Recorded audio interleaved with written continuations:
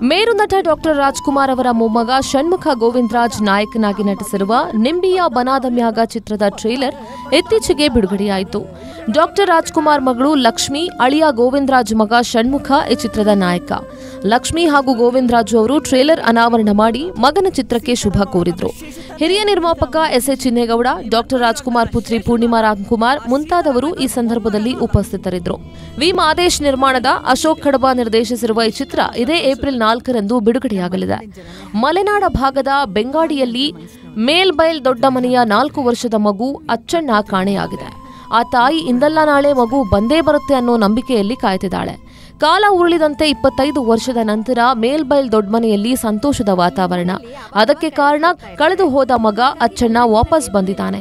ಮುಂದೇನು ಅನ್ನೋದು ನಿಂಬಿಯ ಬನಾದ ಮ್ಯಾಗ ಪೇಜ್ 1 ಚಿತ್ರದ ಕಥಾ ಸಾರಾಂಶ. ಭಾಗ 2 ಸಹ ಬರಲಿದೆ.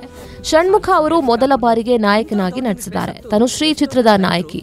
25 ವರ್ಷಗಳ ನಂತರ ಮೇಘಮಾಲೆ ಖ್ಯಾತಿಯ ಸುನಾದರಾಜ್ ಸಹ ಇದರಲ್ಲಿ ಅಭಿನಯಿಸಿದ್ದಾರೆ.